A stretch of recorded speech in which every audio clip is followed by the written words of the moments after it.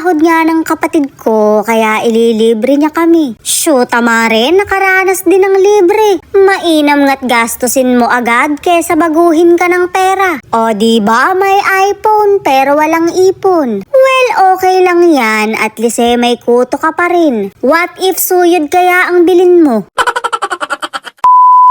Sasamahan ko nga yung kapatid ko dahil bibili daw siya ng cellphone. Ere namang bebe ko, hindi mapakali sa damit niya. Gandang-ganda siya dahil siya yung namili niyan. Dalaga na talaga, mare, dahil siya na yung nasusunod. Napakarami ko pa namang pinagbibiling dress. Saan ko na ngayon dalahin yun?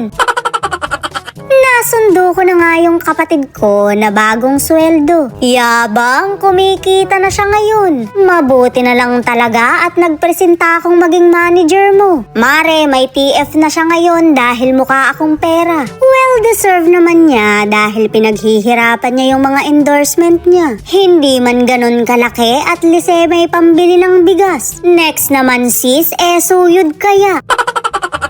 Cellphone nga yung sinabi kong unang i-invest niya dahil kailangan niya sa trabaho. Iyon ang hanap buhay niya, mare, kaya dapat maganda ang mga kuha. Ring at magbabayad na siya pero mukhang nagdadalawang isip pa. Kitang-kita sa mukha na parang nagkukuripot siya. Shoot, mare, hindi niya lang pala kaya magbilang. Vovo yarn!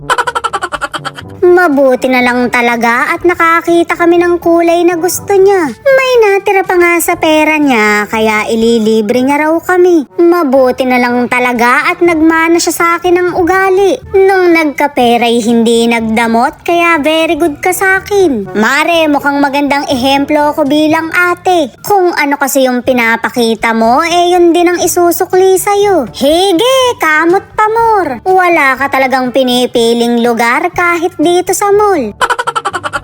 Iyong tipong naka-iPhone ka nga pero inaasawa ka naman ng kuto. Mare, nagtatatarang sila.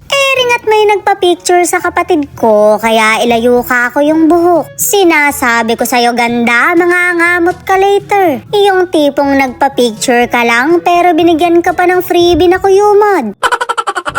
Pinamimili niya nga ng damit yung mga kapatid ko dahil ililibre niya raw. Naiiyak ako, mare, may kahati na ako sa panlilibre. Pero ang main goal ko talaga, mare, magkaroon sila ng sari-sariling pagkakakitaan. Para sa susunod, sa iba naman kami manlilibre. Apora naman ang pang-iinggit mo sa akin, bra at panty na ang kahinaan ko. Baka naman ilibre mo pa ako, beko na tong suot ko. Bago pa nga kami kumain, magpapagutom muna kami. Abangan nyo na lang, mare, yung susunod na upload ko. Sumakay kasi kami sa Super Viking, pero kabod na lang nagrelapse yung kapatid ko. Tapang-tapangan pa siya nung una, pero ngumalngal. Shoot, mare, ginaya pa ng anak ko yung itsura niya. Masyado kasing mahaba yon, kaya sa susunod na upload na lang.